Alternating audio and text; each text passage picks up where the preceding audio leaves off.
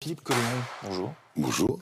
La matière dans laquelle vous excelliez, vous étiez vraiment redoutable, excellent lorsque vous étiez au collège par exemple, c'était laquelle? Une matière qui vous plaisait, où vous étiez très fort? Qui me plaisait, j'ai peut-être jamais eu une matière où j'étais excellent et Ah oui. redoutable, c'était plutôt les mathématiques. Mathématiques parce que, en fait, les mathématiques, c'est très drôle, c'est une logique. Et quand vous comprenez cette logique, ça devient un jeu, ça devient un plaisir. Et à un moment, il y a eu le déclic sur les mathématiques.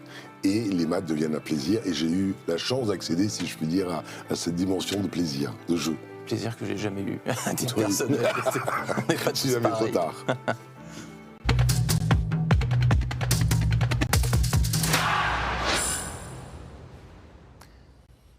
Bonjour à tous et bienvenue au Talk Décideur du Figaro, avec en face de moi aujourd'hui Philippe Colléon, qui entend réenchanter l'éducation. C'est ce que j'ai lu en tout cas sur votre profil LinkedIn.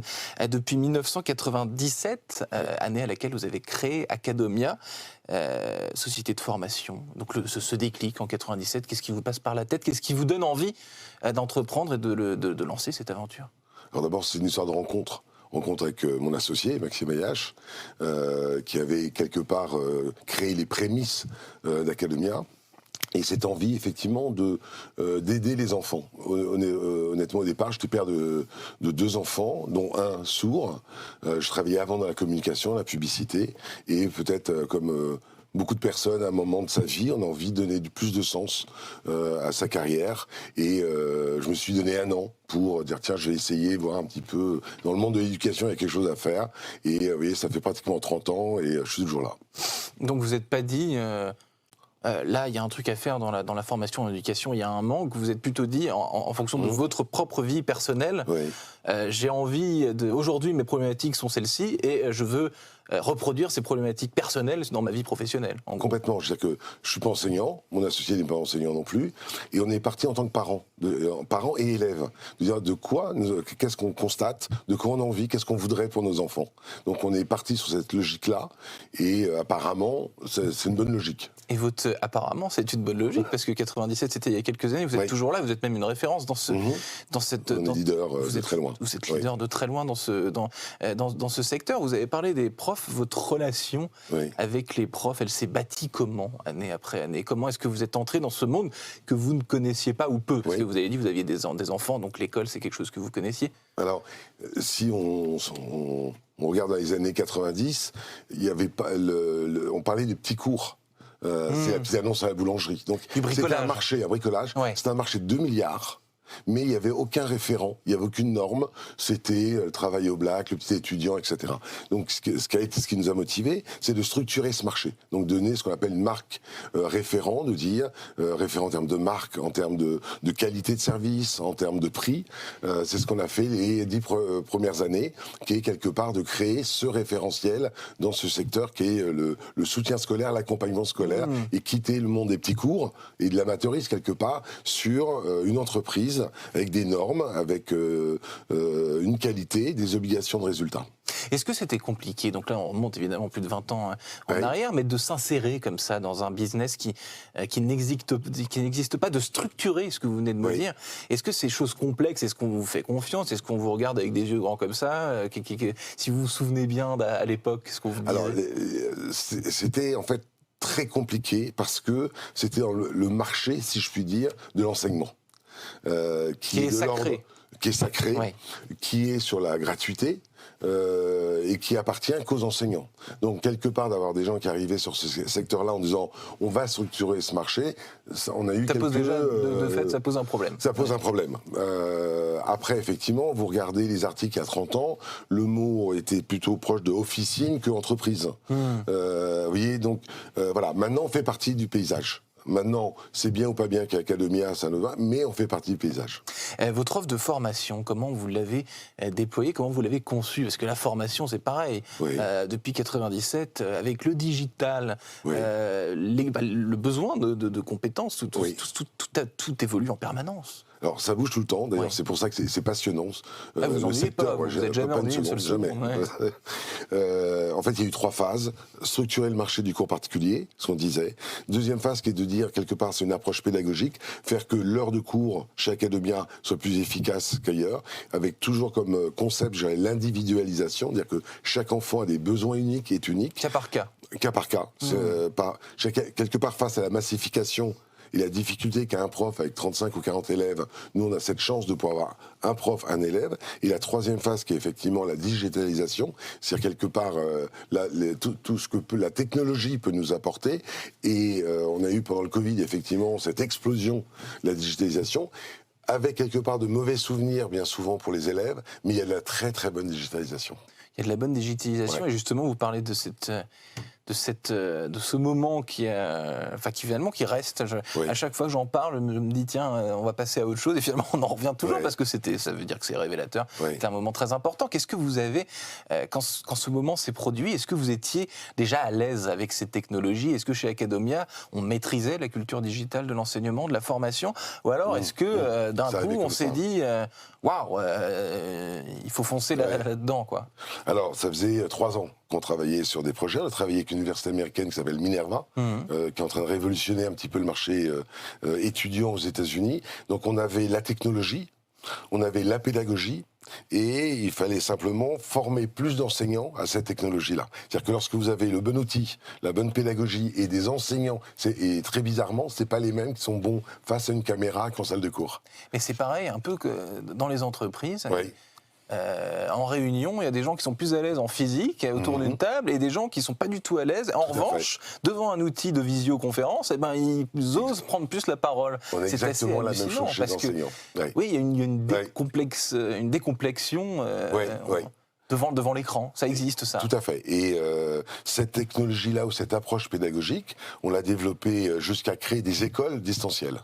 Donc aujourd'hui, on a une école qui s'appelle 8 Campus, qu'on a créée en partenariat avec la Fédération française de tennis, où les élèves ont école qu'en distanciel. Et en termes d'innovation, justement, est-ce que l'innovation, aujourd'hui, ça fait partie de votre... peut-être pas de votre raison d'être, mais disons de vos gros enjeux, j'imagine, d'innover dans la formation, c'est quelque chose qui vous tient à cœur? C'est au cœur, je dirais, on y consacre 3% de notre chiffre d'affaires chaque année. On a créé des centres de co-learning, où l'enfant peut venir, je dirais, c'est un genre de sas entre le monde de l'école et le monde de la maison, un espace où il peut venir travailler. Il y a eu toute cette partie, effectivement, distancielle qu'il a fallu monter, sur lequel il a fallu investir. On a aujourd'hui plus de 100 centres Academia, partout en France. Donc effectivement, l'innovation est au cœur du sujet. Et aujourd'hui, on pourrait parler de l'intelligence artificielle, en quoi l'IA va révolutionner ou pas le monde de l'éducation. Révolutionner ou pas? Oui. Alors Écoutez, si on se replonge un peu en arrière, on a dit la télévision allait tuer l'école. On a dit qu'Internet allait tuer l'école. Maintenant, on dit que l'intelligence artificielle va tuer l'école. Je ne sais pas. En tout cas, c'est un outil, c'est quelque chose qui est utile. Il faut prendre en compte. Oui. Qu'il ne faut pas voir comme...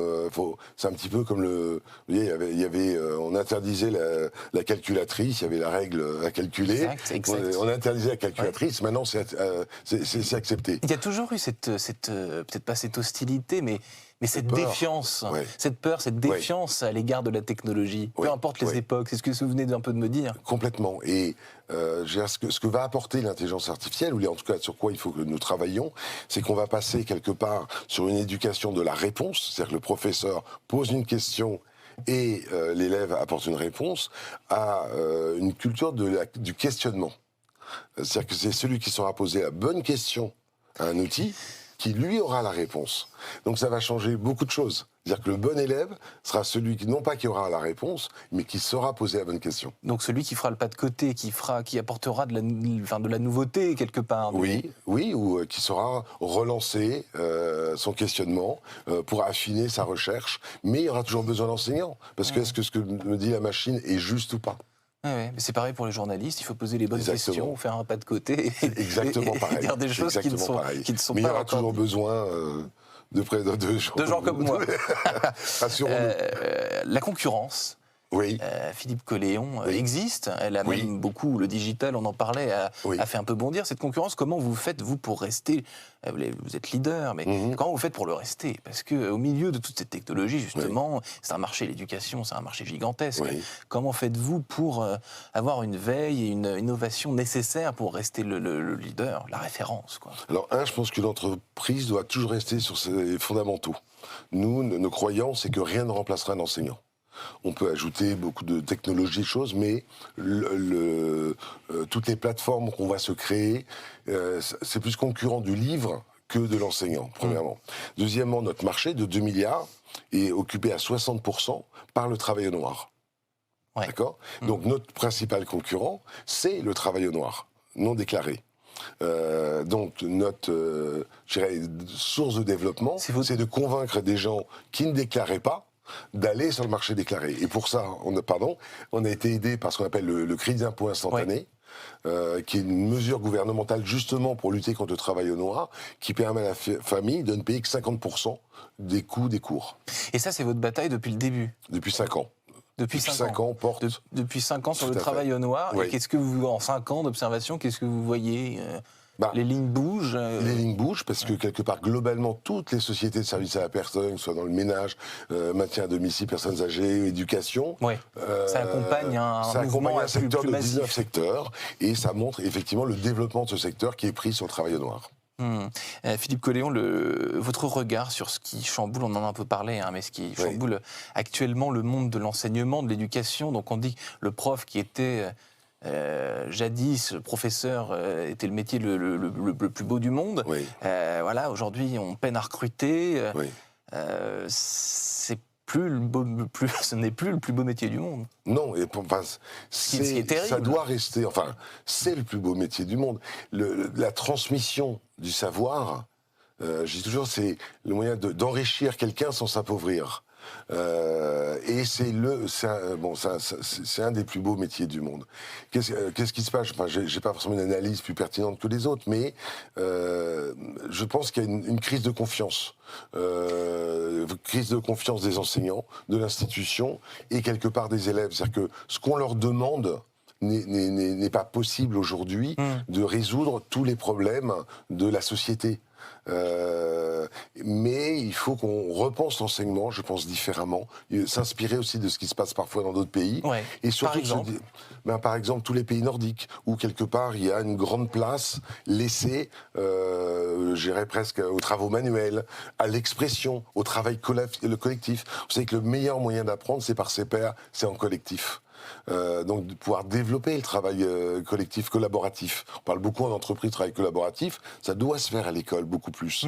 Et je vous dis, passer d'une intelligence de réponse à une intelligence du questionnement. Vous parliez des mathématiques, en fait la difficulté des mathématiques, c'est pas la réponse, c'est de comprendre la question. Ce sera le mot de la fin. Philippe Colléon, merci de votre invitation. Fondateur, merci à vous d'être venu, d'avoir répondu à mes questions. Vous êtes cofondateur d'Academia. Je vous remercie infiniment de votre venue. Merci à vous. À bientôt. À bientôt.